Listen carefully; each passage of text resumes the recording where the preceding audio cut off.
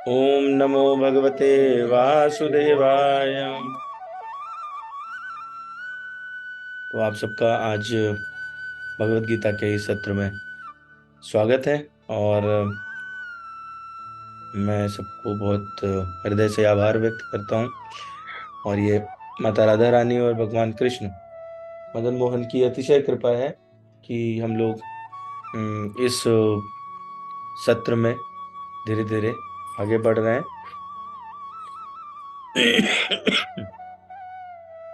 तो हम लोग जो है वो छठे अध्याय पर चर्चा कर रहे हैं, और जिसमें अष्टांग योग या ध्यान योग के संबंध में हम लोग चर्चा कर रहे हैं। और काफी आधा करीब अध्याय हम लोग कर चुके हैं। तो पहले जैसे हमेशा करते हैं वैसे ही पहले मंगलाचरण और स्तुति, और उसके बाद में हम लोग प्रारंभ करेंगे। तो सबसे पहले मैं पूर्व आचार्यों को कोटि कोटि नमन करता हूँ, जिनके उच्छिष्ट स्वरूप हम लोगों को ये ज्ञान प्राप्त हो रहा है, जिन्होंने इसको पुस्तकबद्ध किया है और हम लोग के लिए इतना आसान बनाया है। तो उनके चरणों में हमारा कोटि कोटि प्रणाम। आप सबके चरणों में भी मेरा कोटि कोटि नमन, इसलिए भी कि आप लोग इतने पुण्यात्मा हैं, इतने सुहृद लोग हैं कि इस चर्चा में भाग लेते हैं। और इसलिए भी कि आप मेरी प्रार्थना स्वीकार करें कि मैं जो भी कहूँ वो शास्त्र सम्मत हो, और कोई भी शब्द वो अन्यथा ना निकले, वो आज के विषय के लिए उपयुक्त भी हो। और मुझे आशा है कि आप सब ये मेरी प्रार्थना स्वीकार करेंगे, मुझे ऐसा आशीर्वाद अवश्य देंगे। तो ठीक है, हम लोग प्रारंभ करते हैं मंगलाचरण से। वर्णानामर्थ संगानाम रसानां छंदसामपि मंगलानां च कर्तारो वंदे वाणी विनायको भवानी शंकरो वंदे श्रद्धा विश्वास रूपिणो याभ्यां विना न पश्यन्ति सिद्धा स्वान्तास्तमीश्वरं वंदे बोधमयं नित्यं गुरुं शंकर रूपिणं यमाश्रितो हि वक्रोऽपि चंद्र सर्वत्र वंदते सीताराम गुणग्राम पुण्यरण्य विहारिणो वंदे विशुद्ध विज्ञानो कवीश्वर कपीश्वरो वागर्ताविव संपृक्तौ वागर्त प्रतिपत्तये जगता पितरौ वंदे पार्वती परमेश्वरौ कर्पूर गौरम करुणावतारम संसार सारम भुजगेन्द्रहारं सदा वसन्तं हृदयारविन्दे भवं भवानी सहितं नमामि। ॐ अज्ञानतिमिरान्धस्य ज्ञानाञ्जनशलाकया चक्षुरुन्मीलितं येन तस्मै श्रीगुरवे नमः। श्रीचैतन्यमनोभीष्टं स्थापितं येन भूतले स्वयं रूपा कदा मह्यं ददाति सुपदान्तिकम्।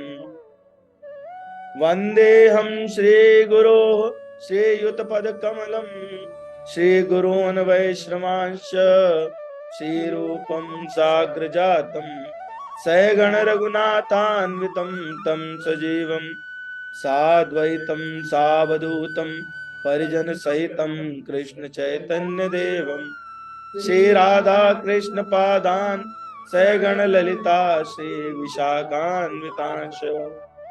हे कृष्ण करुणा सिंधु दीन बंधो जगतपते गोपेश गोपिका कांत राधा कांत नमोस्तुते। तप्त कांचन गौरांगे राधे वृंदावनेश्वरी वृषभानुसुते देवी प्रणमामि हरिप्रिये। वाञ्छाकल्पतरुभ्यश्च कृपा सिन्धुभ्येव च पतितानां पावनेभ्यो वैष्णवेभ्यो नमो नमः। श्री कृष्ण चैतन्य प्रभु नित्यानंद श्री अद्वैत गदाधर श्रीवासादि गौर भक्त वृंद। हरे कृष्ण कृष्ण कृष्ण हरे हरे हरे राम राम राम हरे हरे। शांताकारं भुजगशयनं पद्मनाभं सुरेशं विश्वाधारं गगनसदृशं मेघवर्णं शुभांगं लक्ष्मीकान्तं कमलनयनं योगभिर्ध्यानगम्यं वन्दे विष्णुं भवभयहरं सर्वलोकैकनाथं। यं ब्रह्मा वरुणेन्द्र रुद्रमरुता स्तुवन्वन्ते दिव्यैस्तवैर्वेदैः साङ्गपदक्रमोपनिषदैर्गायन्ति यं सामगा। ध्यानावस्थिततद्गतेन मनसा पश्यन्ति यं योगिनो यशान्तं नाविदुः सुरासुरगणा देवाय तस्मै नमः। गुरुर्ब्रह्मा गुरुर्विष्णु गुरुर्देवो महेश्वरा गुरु साक्षात् परब्रह्म तस्मै श्री गुरुवे नमः। ओम वेदाय गुरुदेवाय विद्महे परम गुरुवे धीमहि तन्नो गुरु प्रचोदयात्। ओम परम तत्वाय नारायणाय गुरुभ्यो नमः। ओम गं गुरुभ्यो नमः। ओम गुरुभ्यो नमः। बोलिए सद्गुरुदेव महाराज की जय। बोलिए वृंदावन बिहारी लाल की। बोले श्री श्री राधा श्याम सुंदर भगवान की। श्री सीताराम भगवान की। पवन सुत हनुमान की। उमापति महादेव की। अनंत कोटि वैष्णव वृंद की। तो हम लोग जो है वो पिछली बार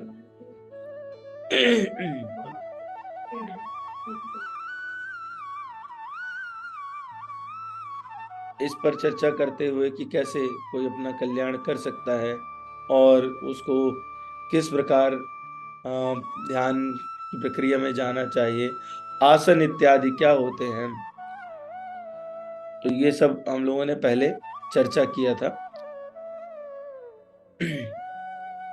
तो ये चर्चा करते हुए हम लोग श्लोक संख्या मेरे ख्याल में 19 के आसपास पहुंच गए थे, है ना। तो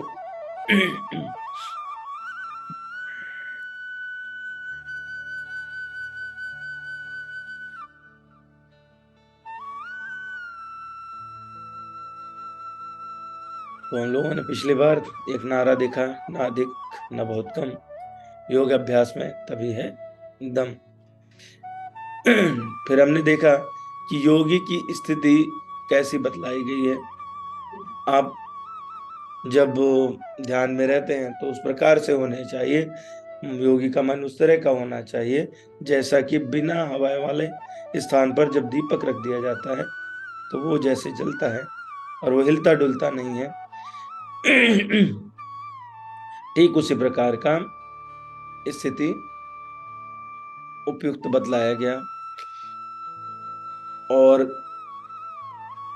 उसके बाद हम लोगों ने श्लोक संख्या 19 तक कर गए थे। यहाँ से 20 श्लोक संख्या 20 से हम लोग अब प्रारंभ करते हैं। तो भगवान ने जो हमारे अष्टांग योग के विभिन्न अंग हैं उनमें भगवान धीरे धीरे सब बताते हुए कि कैसे आसन, कैसे प्राणायाम, कैसे क्या भोजन, अब भगवान ये बताना चाहते हैं कि ध्यान कैसे करना है, धारणा कैसी होती है और समाधि किसको कहते हैं। तो भगवान अर्जुन को बता रहे हैं कि यहाँ पर अर्जुन के मन में इसके पहले प्रश्न आया था कि सिद्धयोगी का मन कैसा होता है। तो भगवान ने बताया कि जैसे हवा रहित स्थान पर दीपक डगमगाता नहीं, बिल्कुल सीधा अचल ऊपर की तरफ रहता है, ठीक उसी प्रकार योगी का मन साधने के लिए लगा रहता है। कैसे करेगा वो, ये कार्य करेगा कैसे? भगवान बोलते हैं यत्रोपरमते चित्तम निरुद्धम योग सेवया यत्र चैवात्मनायात्मानं पश्यन्नात्मनि तुष्यति सुखम अत्यंतिकम यत् बुद्धिग्राह्यमतीन्द्रियं वेति यत्र न चैवायं स्थितश्चलति तत्त्वतः यं लब्ध्वा चापरं लाभं मन्यते नाधिकं ततः यस्मिन् स्थितो न दुःखेन गुरुणापि विचाल्यते तम विद्या दुख संयोग वियोगम योग संगीतम। तो जिस जिस अवस्था में दिव्य सुख की अनुभूति के कारण मानसिक गतिविधियां बंद हो जाती हैं, यत्रो परमते चित्तम निरुद्धम योग सेवया, तो ऐसी परिस्थिति में वो शुद्ध मन से अपने को देख सकता है और अपने आप में आनंद उठा सकता है। यत्र चैवात्मनम आत्मानम पश्यन्यात्मनि तुष्यति। तो ऐसे व्यक्ति का जो सिद्ध अवस्था में, जिसे समाधि कहते हैं, मनुष्य का मन योगाभ्यास के द्वारा भौतिक मानसिक क्रियाओं से पूर्णतया संयमित हो जाता है। मन क्या कहते हैं? यत्रो परमते चित्तम पश्यन्यात्मनि तुष्यति। तो पहले स्वरूप में, अपने स्वरूप में ही खुद को लगाना है ना। तो यत्र मतलब जिस अवस्था में, उपरमते, यत्र उपरमते चित्तम, यानी जिससे वो स्थिति आ जाए जब मानसिक गतिविधियां बंद हो जाए। निरुद्धम योग सेवया, तो योग अभ्यास के द्वारा मानसिक गतिविधियां बंद हो जाए, ऐसी स्थिति में जाना है। तो जो ये स्थिति है, यत्रो परमते चित्तम पश्यन्यात्मनि तुष्यति, मतलब खुद को संतुष्ट करना अपने स्वरूप को देख करके, और जहां पर आपकी मानसिक गतिविधियां बंद हो जाएं, वो स्थिति, जिस समय दीपक एकदम खड़ा होकर जल रहा है, मानसिक गतिविधियां नहीं हो रही हैं, और अपने स्वरूप का दर्शन होना प्रारंभ हो जाए, ये स्थिति कहलाती है धारणा। ठीक है, अभी हम लोग आगे देखेंगे कि धारणा जो है, हम लोग प्रत्याहार तक जा चुके थे, है ना। हम लोगों ने देखा यम क्या है, नियम क्या है, आसन क्या है, भगवान ने बताया कैसे, है ना, नासिका के अग्रभाग पर सांस को, वो नीचे से प्राण और अपान को एक साथ करें, और यहाँ पर देखें प्राणायाम बताया। फिर भगवान ने भी बताया कि क्या भोजन करना चाहिए, ना अधिक ना कम, है ना। अब है कि जब ये सब आप कंप्लीट कर लोगे, तो फिर आप मन को इस तरह से रखोगे कि उसको कोई भी बाहर की चीज प्रभावित नहीं करती है। इसको कहते हैं धारणा। तो चित्त को स्वरूप में लगाने से क्या होगा? मन का प्रवाह स्वरूप में लग जाता है, और जब मन का प्रवाह स्वरूप में लग जाता है तो उसको ध्यान कहते हैं। तो क्या है कि ध्यान, धारणा, ध्याता और ध्येय, मतलब ध्यान करने वाला उसको बोलते हैं ध्याता, ध्येय जिसको ध्यान किया जाना है, और ध्यान वो प्रक्रिया, ये तीनों इस समय एक साथ होते हैं। तो इस वाले परिस्थिति को ही, पूरे को ध्यान की स्थिति कहते हैं। तो धारणा हो गई। धारणा क्या हुई? जिसमें मन को अपने स्वरूप में लगाना है, वो भटक नहीं रहा है, यानी सारी बाहर की वृत्तियां बंद हो गई हैं, वो धारणा हुई। धारणा के बाद की स्थिति क्या है? ध्यान है। और ध्यान में धीरे धीरे क्या होता है कि सिर्फ ध्येय पर, यानी भगवान पर जो उसका टारगेट है, उसको फिक्स करके वो आगे बढ़ता जाता है, और अपनी स्मृति भी भूल जाता है। कौन ध्यान लगा रहा है ये बात भी भूल जाता है, यह बात भी उसको पता नहीं रहती है, और वो क्या प्रक्रिया कर रहा है वो भी भूल जाता है। यानी ध्यान भी जब गायब हो जाए और ध्याता भी जब गायब हो जाए, ध्यान करने वाला और वो प्रक्रिया दोनों गायब हो जाए, सिर्फ ध्येय ही रह जाए, इस स्थिति को समाधि कहते हैं। तो समाधि जो है, इस तरह से देखें तो धारणा, फिर ध्यान और फिर समाधि। ठीक है। अब जो समाधि है वो दो प्रकार की होती है, संप्रज्ञात समाधि और असंप्रज्ञात समाधि। तो संप्रज्ञात समाधि क्या होती है कि जो चित्त की एकाग्र अवस्था है वो संप्रज्ञात समाधि है।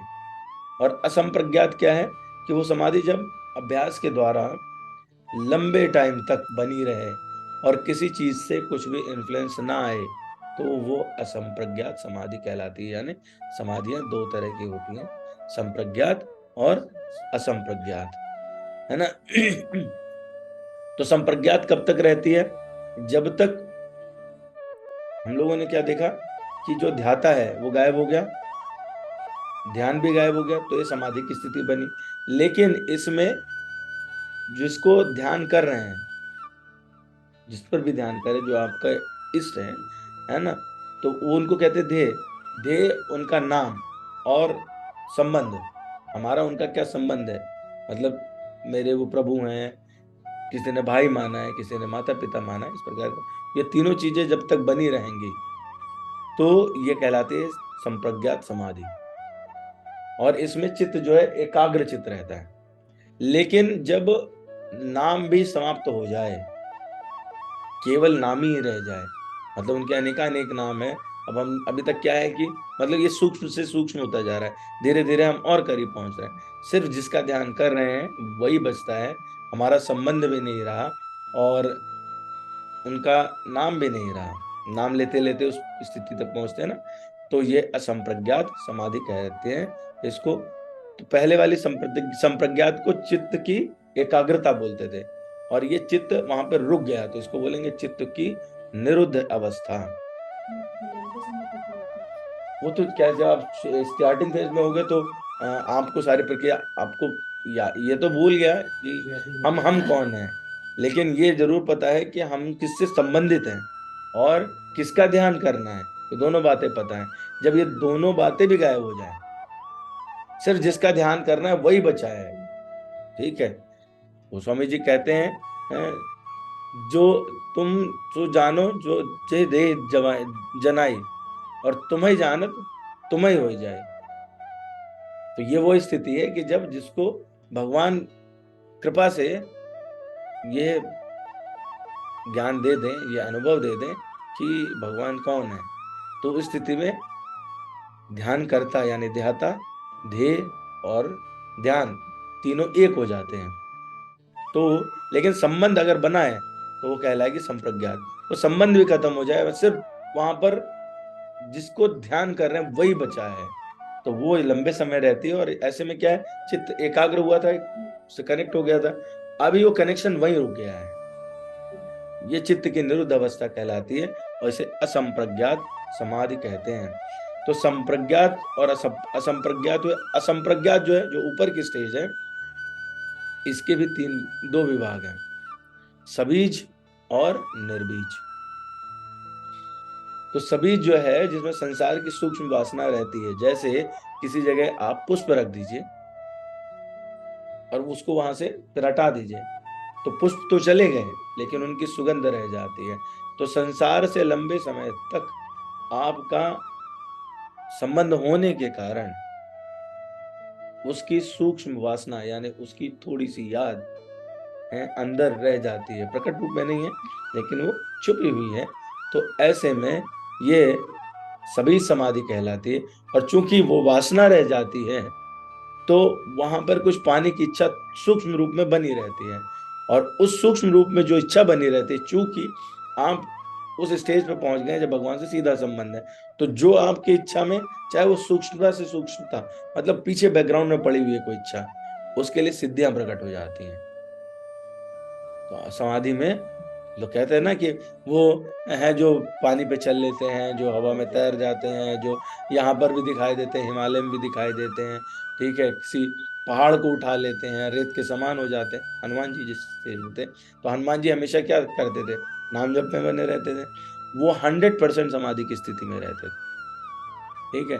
तो वो सिद्धियां स्वतः प्रकट हो जाती हैं। जो इन सिद्धियों को भी पार कर जाता है वो निर्बीज समाधि में चला जाता है, उसको कहते हैं अखंड समाधि है, जो भगवान शिव की है।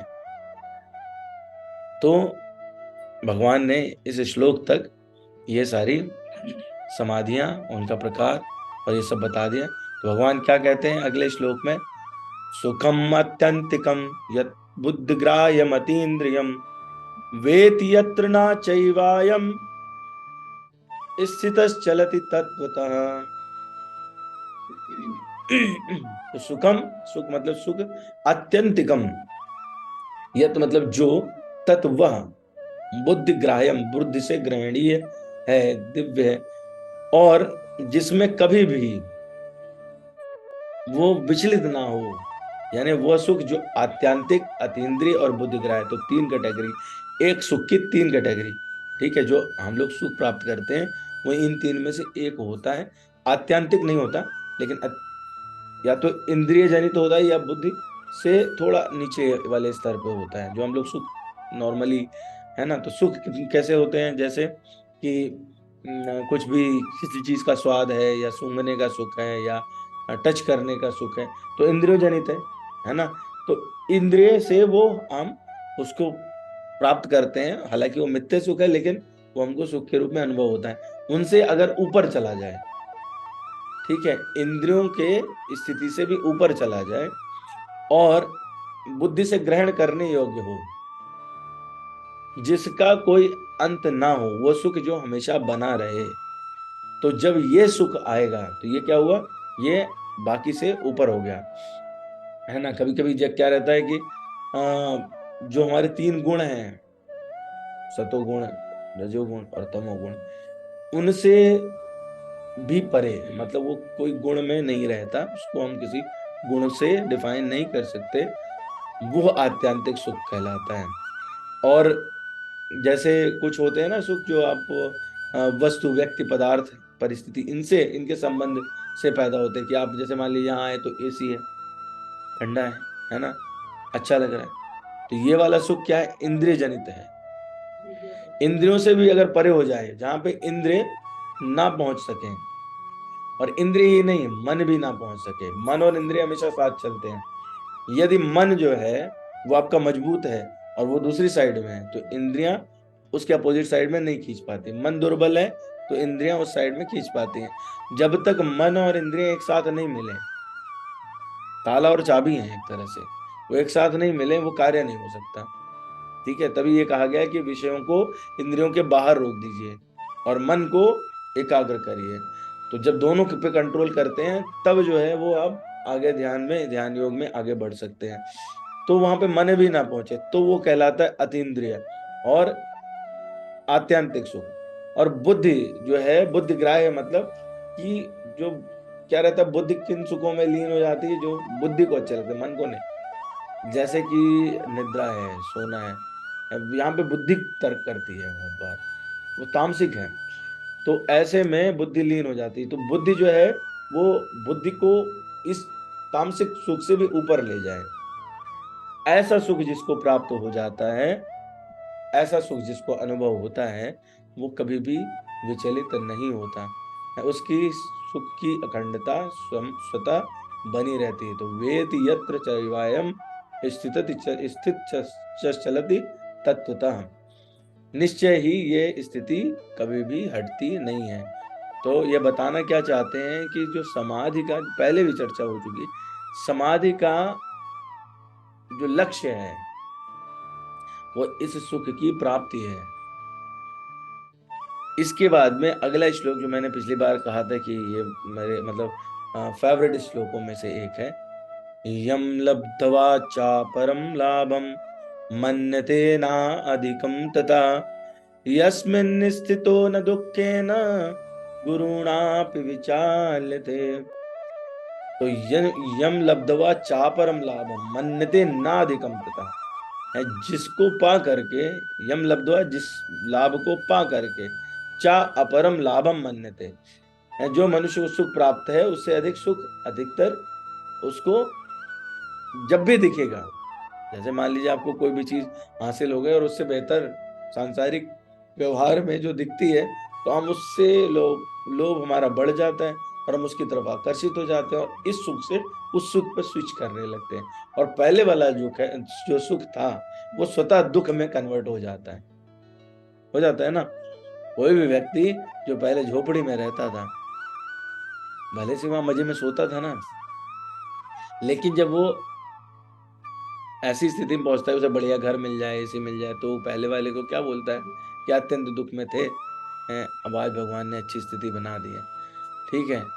तो वो क्या है, जो उस समय के लिए उसको सुख था, आज वो उसी को दुख कह रहा है, ठीक है। तो ये सुख और दुख, ये शब्द ऐसे हैं जो आपकी मन स्थिति पर है, यानी मन जो है उनको किस प्रकार से ले रहा है, इसी पर निर्भर करते हैं। तो क्या है कि यदि इस विषय से ऊपर उठ जाए, है ना, सात्विक सुख जो है इस विषय से थोड़ा सा ऊपर है, और उससे भी ऊपर अगर कोई चला जाए तो आत्यांतिक सुख मिल जाता है, जिसको भगवान कह रहे हैं सुखम आत्यांतिकम, है ना। तो वो लाभ, वो मतलब आत्यांतिक सुख यदि मिल जाए, वो लाभ आपको मिले, तो उससे बढ़ करके यम लब्ध्वा चापरम लाभम, उससे बढ़कर कोई लाभ मन्यते नाधिकम तथा कोई है ही नहीं। आगे क्या कहते हैं भगवान, यस्मिन् स्थितो न दुखेन गुरुणापि विचाल्यते। तो विचलित होने का कारण क्या रहता है कि जहां पर लाभ जितना बढ़ता जाता है, वहां पर दुख पाने का खतरा भी अधिक बढ़ता चला जाता है ना। जैसे किसी को कहे, कोई स्टंटमैन रहते हैं, तो उनको कोई कहे कि आप ये स्टंट मोटरसाइकिल ऊपर से कूदा दोगे, 1 लाख रुपए मिलेंगे। एक एक स्टंट की 1 लाख रुपए मिल रहे हैं उसको, तो खतरा भी तो उतना ही है। मोटरसाइकिल कुदा देगा तो जान का भी खतरा है। तो उसके साथ में क्या हुआ, लाभ के साथ में खतरा भी। तो ये तो व्यवहारिक अर्थ हुआ। आध्यात्मिक अर्थ क्या है, जितना लोभ के पीछे आप बढ़ते चले जाते हैं, उतना ही आपका जन्म मरण के चक्र में घुसने का खतरा बढ़ता चला जाता है। ठीक है। तो ऐसा सुख यदि आपको मिले, तो क्या होता है, इसमें स्थित होने पर दुखे गुरुणा भी, मतलब कितना भी बड़ा, बड़े से बड़ा दुख हो, वो आपको विचलित नहीं कर सकता। क्योंकि विचलित तब होते जब उससे बढ़ के कोई चीज सामने दिखाई देती। जो सबसे बड़ी चीज है, जो कि अभी बात हुई आत्यांतिक है, बुद्धिग्राह्य है और अतीन्द्रिय है, यानी इंद्रियों से भी परे है। तो अब हमारा जो कैपेसिटी था, इस बॉडी का कैपेसिटी था किसी सुख को अनुभव करने का, उससे ऊपर चला गया है। तो जब हमारी कैपेसिटी से ऊपर चला गया, तो अब जो है वो परसेप्शन की बात नहीं रहती, हम उसको पकड़ नहीं पाएंगे। हमारी पकड़ से ऊंचा सुख है, और वो उसको कोई रिप्लेस करने वाली चीज नहीं होगी, है। तो अगर इस स्थिति में आप हैं, तो वहां पर क्या रहेगा, सुख ही सुख रहेगा। वहां पर किसी प्रकार का दुख नहीं होगा, चाहे वो शस्त्र से काट दिया जाए। कोई तलवार भी चला रहा होगा तो क्या है, कटने का जो दर्द है, दर्द क्या है, स्पर्श का दर्द है ना, महसूस करने का है। इंद्रिय से ऊपर अगर सुख है, तो वो दुख पता ही नहीं चलेगा आपको। ठीक है। तो इसी तरह से कोई वर्षा, बिजली, सर्दी, गर्मी, है, किसी प्रकार का कोई शोक है, वो आपको नहीं प्रभावित करता। तो बड़े से बड़ा दुख आपको प्रभावित नहीं करता। तो वो कौन सा सुख है, कौन सा लाभ है, इसकी चर्चा भगवान आगे कर रहे हैं। कह रहे हैं कि इस लाभ के लिए तुमको प्रयासरत होना चाहिए। भगवान बोलते हैं, तम विद्या दुख संयोग वियोगम योग संगितम सनिश्चयन योक्तव्यो योगो निर्वण्य अचेत सा। तो तम विद्या दुख संयोग वियोगम, ये मुझे बड़ा अच्छी लाइन लगती है हमेशा। भगवान कह रहे हैं कि तम विद्यात, उसको जान करके, अगर आपको यह अनुभव हो जाए, तो दुख के संयोग का वियोग हो जाता है। वैसे तो मतलब जब आपको ये ज्ञात हो जाएगा, दुख का संयोग होगा ही नहीं, है, क्योंकि संसार, जब तक आप संबंध रखते हैं, दुख तो संसार के साथ है, और जब संबंध रखते हैं तो वही उसका संयोग मान लिया जाता है। लेकिन जब आप ऐसी स्थिति में पहुंच जाते हैं, जब आपने मन को कंट्रोल कर रखा है, इंद्रियां अंदर हो गई, तो संसार से आपका जो टच था, वो अपने आप ही विड्रॉ हो गया। और जब अपने आप ही पीछे हो गया, तो आपको दुख का संयोग, यानी दुख से संबंध अपने आप ही समाप्त हो जाता है। तो दुख के संयोग का वियोग हो जाता है। मतलब ऐसी स्थिति हो जाती है कि जब आप, दुख आपको किसी तरह से छू नहीं रहा है, और ना छूने की संभावना रह जाती है। तो उसके कारण जब दुख अलग हो गया, उसे वियोग होते ही जो आपके अंदर पहले से ही मौजूद है स्वाभाविक योग, उसकी प्राप्ति हो जाती है, और इसी को कहते हैं नित्य योग। स निश्चयन योग तव्यो योग निर्वण अचेत सा है। और ऐसे में जिनमें दुखों के संयोग का अभाव हो जाए, तो उनमें योग यानी समता का उद्देश्य रख करके साधक को बिना किसी हिचकिचाहट के उकताए हुए अभ्यास करना चाहिए। अनिर्वर्ण चेतसा का मतलब होता है कि समय लग गया बहुत, हमने बहुत मेहनत कर ली, बहुत श्रम कर लिया, फिर भी सिद्धि नहीं हुई। सिद्धि कब होगी, कैसे होगी, सही रास्ता है कि नहीं, ये सब जो उकताहट आती है ध्यान मार्ग में, तो ये सब जो उकताहट आती है, लोगों को ये उकताहट का भाव नहीं रखना चाहिए। ये वाला सुख चलता रहेगा और उसका अभ्यास करते रहना चाहिए। और उसके बाद ही भगवान का जो भगवान से जो अर्जुन के मन में प्रश्न आया था पहले भी कि इसमें कितना समय लगता है, भगवान अब उसका, पहले भगवान ने बताया कि भाई तुम पहले समझो तो कहाँ पहुंचना है, कौन सा सुख तुम्हें मिलेगा, और इसके बाद में उस प्रश्न का जवाब जो है वो यहाँ पर अर्जुन को वो दे रहे हैं कि इस सुख में, इसको पाने में कितना समय लगेगा। संकल्प भावान कामान त्यक्त्वा सर्वान अशेषता मन सैवेन्द्रिय ग्रामम विनियम्य समन्तता। तो मनुष्य को चाहिए कि संकल्प तथा श्रद्धा के साथ योगाभ्यास में लगे और पथ से विचलित ना हो, यानी उसको उकताहट नहीं होनी चाहिए। उसे चाहिए कि मनोधर्म से उत्पन्न समस्त इच्छाओं को निरपवाद रूप से त्याग दे और इस प्रकार मन के द्वारा सभी ओर से इंद्रियों को वश में करके रखे। संकल्प प्रभावान कामान त्यक्त्वा सर्वान अशिष्टा, इसका मतलब क्या हुआ, इसका मतलब ये हुआ कि जो भी चीजें हैं, जो हमारी आसक्तियां हैं, वो हमारे संकल्प से डेवलप होती हैं, मतलब हमको पाने की इच्छा से, है ना। कोई भी व्यक्ति है, वस्तु है, पदार्थ है, इन सबको जब हम मन में अरे थोड़ी सी भी, हल्की सी भी इच्छा उठती है कि ये हमको प्राप्त होना चाहिए, तो उस इच्छा के कारण कामना उत्पन्न हो जाती है ना। और ऐसी कामनाओं को, ऐसे संकल्प को, ऐसे स्फुरना को हमें त्याग देना चाहिए। संकल्प प्रभावान कामांस त्यक्त्वा सर्वान अशेषता, और हमें सब कुछ छोड़ करके पूर्णतः, कैसे, मन सेवेंद्रिय ग्राम, मन से और इंद्रियों के समूह को वश में करके एक लय में आ जाना चाहिए। यानी जो हमारे इंद्रियां हैं उनसे भी हमें अपने को हटा लेना चाहिए और सारी इच्छाओं को त्याग देना चाहिए और इसमें लग जाना चाहिए। तो वो सब कामनाएं कौन है, वो सब कामनाएं हमारी हैं, जैसे कोई भी इच्छा, तृष्णा, आशा, वासना, ये सब, है ना। और इन सबको जो है पूर्णतः त्याग करके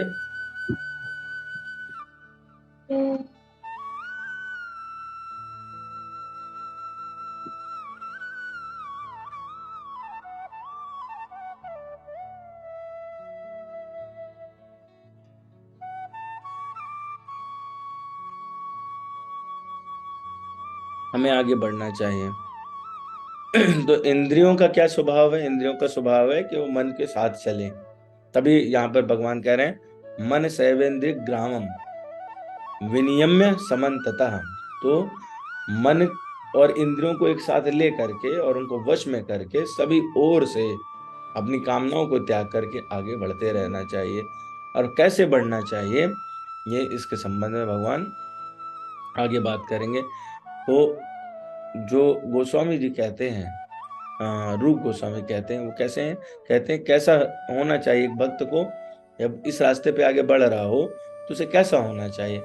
उत्साह, उत्साह अनिश्चय, दयात तत्कर्म प्रवर्तनात्, संगत्यागात सतो वृत्तेय, खड्भिर्भक्ति प्रसिद्ध्यति। 6 चीजें होनी चाहिए। मनुष्य पूर्ण हार्दिक उत्साह, एक धैर्य, संकल्प के साथ भक्ति योग का पूर्ण रूपेण पालन, भक्त के साथ रह के, चौथी चीज निर्धारित कर्मों को करने तथा सत्कार्यों को पूर्णतः लगे रहने से कर सकता है। तो ये 6 चीजें हो गई।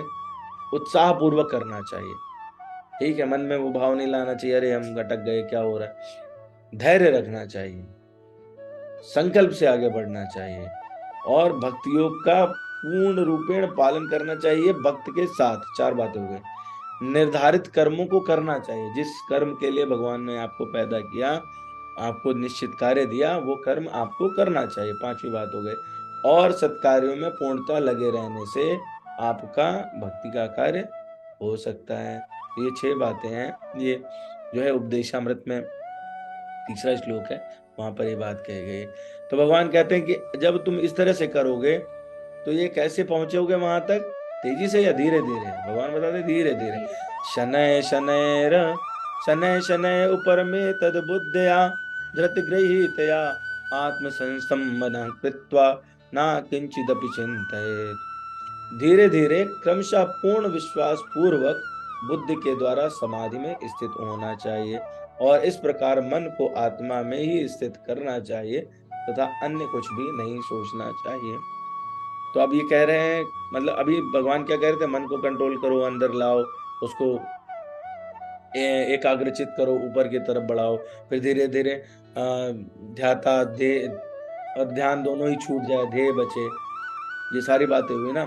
अब भगवान क्या कह रहे हैं यहाँ पर, यहाँ पे क्या कह रहे हैं कि मन को कहाँ लगा देना चाहिए, मन को आत्मा में स्थित कर देना चाहिए और बुद्धि के द्वारा समाधि में स्थित करना चाहिए। तो मतलब दोनों को ट्रेनिंग मिलनी चाहिए।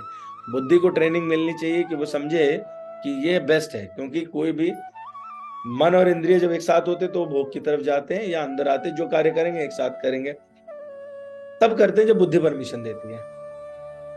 तो यदि बुद्धि भी उसी लाइन वाली हो जाए, मन कंट्रोल्ड है, इंद्रिया भी कंट्रोल्ड है, मन आत्मा में स्थित हो जाए। अच्छा, मन की एक विशेष बात है, मन को जिस चीज का अभ्यास कराया जाए वो फिर उसकी तरफ खूब आकर्षित होने लगता है ना। जैसे मतलब हम लोग आमतौर पर बोलते हैं ना कि पढ़ाई में मन नहीं लगता, पढ़ाई में मन लगना शुरू हो गया, इसका मन पढ़ाई से हटता ही नहीं। ठीक है, तो विषय क्या है, मन ही है। वो जिस चीज का अभ्यास कर रहे हैं, इनका मन खेल कूद में लगता है, इनका मन पिक्चर देखने में लगता है, इनका मन तैयार होने में लगता है, कपड़े पहनने में लगता है, इनका मन तो चाट पकौड़ी खाने में ही लगता है। ठीक है, मतलब जिस चीज की वजह से बात, तो वो मन जो है, मन को जिस चीज का अभ्यास कराते जाते हैं वो उससे जुड़ के और उसके प्रति आसक्त हो जाता है। तो यदि मन को आत्मा से जुड़ने का अभ्यास कराया जाए तो स्वतः उस डायरेक्शन में चला जाएगा। जब वो वहां चिपक जाएगा और उसको वो सुख जो अभी आत्यांतिक अतीन्द्रिय बुद्धिग्राह्य सुख की बात हो रही थी, वो सुख मिलना शुरू हो जाता है। तो मन को जिसमें आनंद आता है फिर उधर से हटना नहीं चाहता। तो मन को क्या है, फिर बुद्धि समझाती है। ठीक है, मैं ये एग्जाम्पल हमेशा ही देता हूँ कि आप यहाँ आते हैं, मन को अच्छा लग रहा है पर बुद्धि समझाती घर में बहुत काम छूटा हुआ, चलो वापस। बुद्धि की ट्रेनिंग अगर ऐसी हो जाए कि बुद्धि को भी लगे कि ये ऊपर की बात है, तो बुद्धि क्या करेगी, वो भी उसी डायरेक्शन की बात करेगी। तो बुद्धि के द्वारा विश्वास पूर्वक, कैसी बुद्धि, पूर्णता विश्वास पूर्वक बुद्धि, वो बुद्धि जो आपकी समाधि में विश्वास करती हो, जो भगवान में विश्वास करती हो, उस संबंध बनाने में विश्वास करती हो, ऐसा बुद्धि को ट्रेनिंग देनी चाहिए और मन को उधर लगाना चाहिए। इसके अलावा अन्य कुछ भी नहीं सोचना चाहिए। तो आत्म संसम्मन, यहाँ पे देखिए मन और आत्मा दोनों को इकट्ठा कर दिया। कृत्वा न किंचित भी चिंतित, उसके अलावा कुछ भी नहीं सोचना चाहिए। जब ऐसा करने लगते हैं, और कैसे करेंगे ये, अर्जुन के सवाल का जवाब था कि जो लंबा समय लगेगा, कितना लगेगा, शनय है, शनय, धीरे धीरे। तो इसमें 2 दिन लगेंगे, 4 दिन लगेंगे, 1 जन्म लगेगा, अगला जन्म लगेगा, कई वर्ष लगेंगे, हैं। इस बात का ख्याल मन से छोड़ देना चाहिए, क्योंकि इनमें से कुछ भी लग सकता है। तो आगे भगवान जो बताना चाहते हैं वो क्या है कि उकताहट है ना, बुद्धि जिन चीजों को कस के पकड़ती हो तो वो पकड़ने में समय लेती है। तो जब तक वो पकड़ नहीं लेगी तब तक उकताहट रहेगी, है, तब तक आपको धैर्य रखना पड़ेगा। और जब ऐसा अभ्यास करेंगे तो आपको क्या होगा, उस योग की सिद्ध होने लगेगी और सिद्धियां प्राप्त होना शुरू हो जाएंगी। जब सिद्धियां प्राप्त होना शुरू हो जाएं तो भी हमको अपने मन को वहीं टिका कर रखना चाहिए। और एक बार यदि चिंतन, मन जो है चिंतन परमात्मा का करना शुरू कर देता है तो वो कहीं और लगता नहीं है। बुद्धि एक बार यदि पारमात्मिक हो जाती है तो वो कहीं और का परमिशन देती नहीं है, और ऐसे में फिर क्या होगा, आत्म संसम्मन कृत्वा न किंचिदपि चिंतयेत्। भगवान फिर आगे क्या कहते हैं कि यतो यतो निश्चलति मनश्चंचलम अस्थिरम ततस्ततो नियमैतदात्मन्नेव वशम नयेत्। तो मन अपनी चंचलता और अस्थिरता के कारण चाहे जहां कहीं भी विचरण करता हो, मनुष्य को चाहिए कि उसे वहां से खींचे और अपने वश में लाए। तो इसमें इंपॉर्टेंट चीज हुई कि मन उसको जो है हम कंट्रोल करके यदि बस में ले आए और उसको आत्मा की तरफ बढ़ा दें तो आपका काम बन जाएगा। उससे मिलेगा क्या? ऐसा मन जो आत्मा की तरफ बढ़ गया वो कहलाता है प्रशांत मन। ठीक है। प्रशांत मनसं हि योनम योगिनम सुखम उत्तमम उपैति शांत रसजम ब्रह्मभूतम अकल्मषम। तो वो मन जिस योगी का मन मुझे में स्थिर रहता है वह निश्चय ही दिव्य सुख की सर्वोच्च सिद्धि प्राप्त करता है। वो रजोगुण से परे हो जाता है और परमात्मा के साथ अपनी गुणात्मक एकता को समझता है और इस प्रकार अपने समस्त विगत कर्मों के फल से निवृत्त हो जाता है। तो ये वो स्थिति है जहां पर उसने किसी भी प्रकार के कर्म किए हों, पाप पुण्य कुछ भी, वो सारे के सारे यहाँ पर उनसे वो अलग हो जाता है। अकल्मष मतलब सारे पाप उसके समाप्त हो जाते हैं। कैसी स्थिति में? वो शांत हो जाएगा, रजोगुण से अलग हो जाएगा और ब्रह्मभूत स्थिति में पहुंच जाएगा। तो भगवान यहाँ पर क्या बताना चाहते हैं?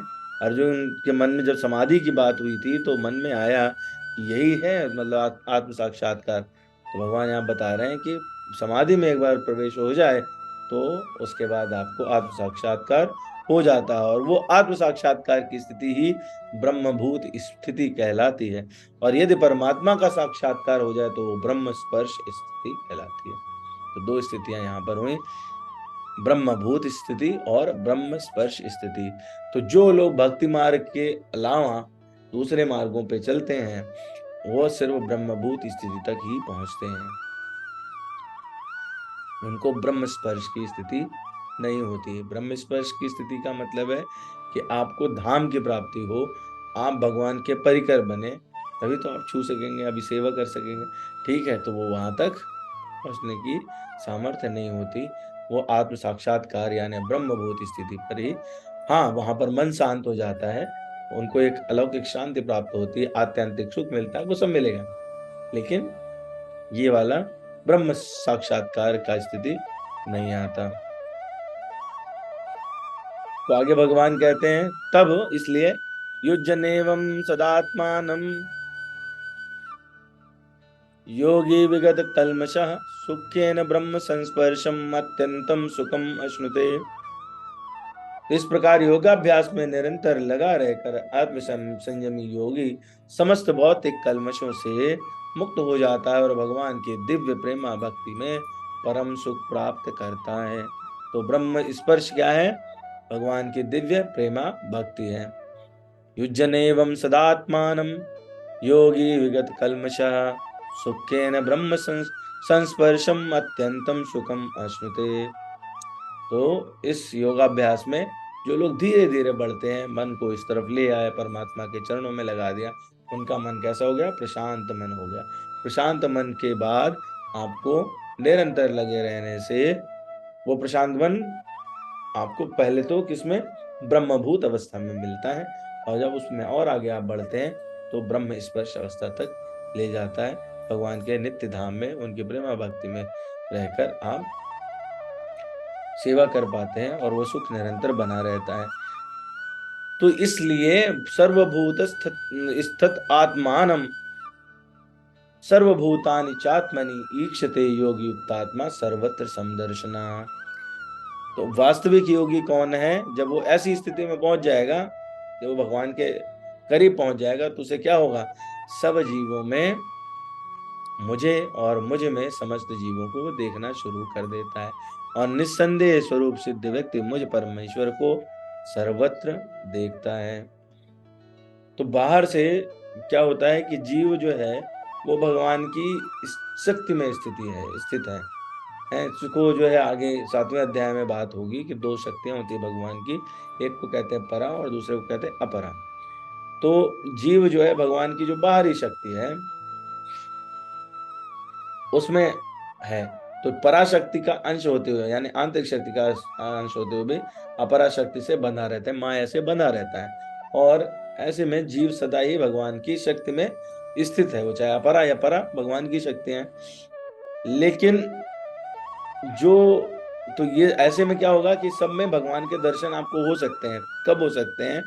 जब आपका मन भगवान के चरणों में लगा रहे, यानी आप समाधि की स्थिति में बने रहो लगातार, तो आपको सब जगह वही दिखाई देंगे, है ना?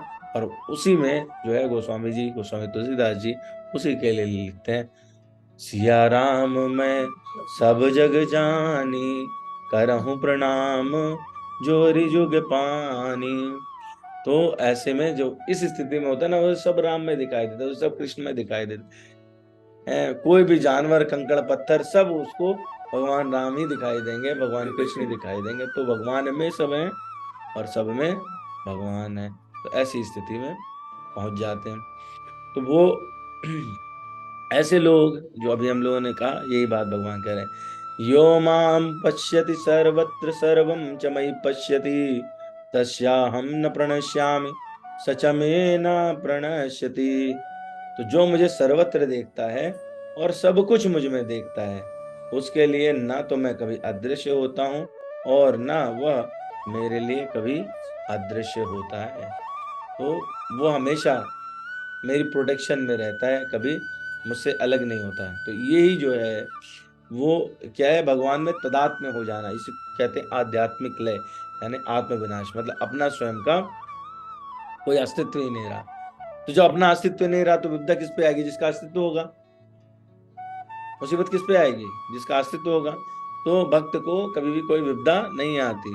और ब्रह्म संहिता में क्या कहते हैं, प्रेमांजलित भक्ति विलोचनेन संता सदैव हृदयेषु विलोकयन्ति, यम श्याम सुंदरम अचिंत्य गुणम गुण स्वरूपम गोविंदम आदि पुरुषम तमाम भजामि।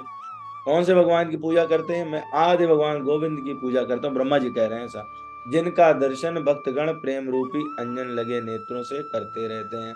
प्रेम पूर्वक भगवान का दर्शन करते हुए भक्त के हृदय में स्थित श्याम सुंदर के रूप में देखे जाते हैं।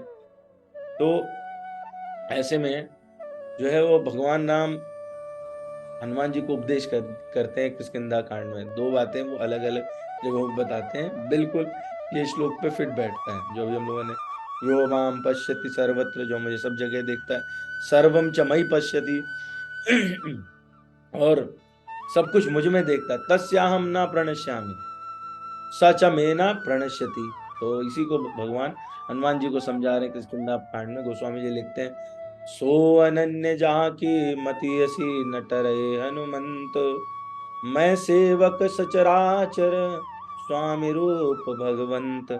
हे हनुमान, अनन्य वही है जिसकी बुद्धि कभी नहीं टलती कि मैं सेवक हूँ और ये चराचर यानी जड़ चेतन जगत मेरे स्वामी का ही रूप है। सब कुछ जो है वो भगवान ही है इसमें। और जब ऐसी स्थिति में आते हैं तो मैं क्या करता हूँ, भगवान ये उपदेश पहले दे चुके हैं, करहूं सदा तिनकी रखवारी, जिम बालक राखे महतारी। ये नारद जी को भगवान ने उपदेश किया था। इसका वर्णन जो है वो अयोध्या कांड में है। तो नारद जी ने उनसे प्रश्न पूछा कि जब मुझे मोह हो गया था और मैं आपको श्राप दे रहा था, तो वो उस समय आपने मुझे क्यों नहीं जगाया, आपने क्यों ऐसा क्यों किया? तो उसका जवाब भगवान देते हैं, कहते हैं कि मैं तुम्हारी रक्षा कर रहा था। करहूं सदा तिनकी रखवारी, जिम बालक राखे मातारी। जब गर्व हो जाता है ना, घमंड हो जाता है, तो किसी भी आग से कम नहीं होता। तो नारद जी को घमंड हो गया था। तो भगवान क्या है, जो उनके आश्रित रहते हैं, अनन्य रहते हैं, जो उनके आदेश पर ही चलते हैं, जो उनकी भक्ति करते हैं, उनको ठीक उस तरह से भगवान रखते हैं जैसे कि एक बच्चे को उसकी माँ ख्याल रखती हो। कोई भी कार्य कर रही हो लेकिन उसका ध्यान रहता है बच्चा कहाँ है, कहीं वो आग में उंगली तो नहीं डाल रहा, कहीं सांप बिच्छू तो नहीं पकड़ने लग गया। तो जहां पर भी वो ऐसे काम करने का माँ दौड़ के आती है, उसे फट से उठा लेती है ना? तो ये उपदेश जो है भगवान राम ने उनको किया कि मैंने तुमको जो है तुम्हारा घमंड चूर करने के लिए सारी लीला रची थी। और अपने आप को, माँ क्या है, कभी मान लिया सांप आए और काटने के लिए दौड़े और बच्चे को ना उठा पाए तो सांप पकड़ के फेंक देगी, है ना? तो बिल्कुल वैसे ही भगवान जो है आपकी रक्षा करने के लिए वो सब कुछ करते हैं जो करना चाहिए चाहे नहीं करना चाहिए, करनी है तो भगवान के लिए उन सब कुछ है, वो कर्तुम अकर्तुम सर्वथा अन्यथा कर्तुम सब है ना। तो ये भगवान बता रहे हैं, क्या कहते हैं, सर्वभूत स्थितम यो माम भजते कत्वम स्थिता सर्वथा वर्तमानो अपि सयोगी मयि वर्तते। जो योगी मुझे तथा परमात्मा को अभिन्न जानते हुए, और ये यहाँ पर उन सभी मूर्खों के लिए मैं जो है वो भगवान सेंटेंस बोल रहे हैं, क्या कह रहे हैं, जो योगी मुझे और परमात्मा को अभिन्न जानते हुए, मैं और परमात्मा एक ही हैं, यानी भगवान कृष्ण जो है, भगवान राम और परमात्मा एक ही हैं। कुछ लोगों का कहना रहता है ना, कृष्ण तो जो है यदुवंशी थे, आए थे और भगवान के संदेश वाहक थे, भगवान तो कुछ और हैं, अदृश्य रहते। ठीक है, तो भगवान उस बात को यहाँ पर साफ साफ बता रहे हैं, जो योगी मुझे तथा परमात्मा को अभिन्न जानते हुए परमात्मा की भक्ति पूर्वक सेवा करता है, वो हर प्रकार से मुझ में सदैव स्थित रहता है। ठीक है, तो पिछली बार हम लोगों ने एक नारा लिया था, इस बार एक दूसरा नारा लेते हैं हम लोग। ये वाला जो है वो पिछले वाले में भी हमने, पिछले अध्याय में सभी में है आत्मा और सब में है परमात्मा, इतना चीज हम लोगों ने पिछले में देखा था। ठीक है, वहां पे मेरे ख्याल में 30वां श्लोक था जिसमें अब चर्चा हुई थी। यहाँ पर अगली एक चीज और बढ़ गई है, सब में है आत्मा, सब में है परमात्मा और परमात्मा में है सब। ठीक है, ये पूरी बात है कि सब में है आत्मा, सब में है परमात्मा और परमात्मा में है सब। ठीक है, जब कभी कंफ्यूजन हो तो हमको ये याद करना चाहिए। लोग पूछते हैं ना, आत्मा परमात्मा एक है, नहीं है, आत्मा परमात्मा अलग है, मतलब जीवात्मा और परमात्मा अलग अलग है। तो परमात्मा जो है वो सबके अंदर भी है और सबके बाहर भी है, वो सब लोग जो है वो परमात्मा के अंदर स्थित है। जब इस वाले कॉन्सेप्ट कॉन्सेप्ट को समझेंगे, जो हम लोग थोड़ा जटिल फिलॉसफीज हैं, दर्शन है, उनकी तरफ जाएंगे तो उनमें इन सब की चर्चा होती है। तो हमको समझ में जो प्रश्न उठते हैं ना, बीच बीच में कंफ्यूजन हो जाते हैं, बोले परमात्मा के अंश हैं, ये कैसे हुआ, परमात्मा ये हैं तो वो कैसे हुआ, तो वो उसका सोल्यूशन है ये। बस इतना दिमाग में रहे, कोई कंफ्यूजन हो इसको जरूर दोहरा लीजिए, कंफ्यूजन अपने आप खत्म हो जाएगा। सभी में है आत्मा, मतलब आत्मा अलग हुई, सब में है परमात्मा यानी दोनों हुए सबके अंदर, और परमात्मा में ही सब है, यानी सब आत्माएं भी परमात्मा में है। ठीक है, पूरा संसार भी परमात्मा में है, तो सभी है आत्मा, सब में है परमात्मा और परमात्मा में है सब। ठीक है, तो आज जो है हम लोग आज का सेशन यहीं पर विराम देते हैं, इस नारे के साथ कि सभी हैं आत्मा, सब में है परमात्मा और परमात्मा में है सब। ठीक, श्री श्री राधा श्याम सुंदर भगवान की जय।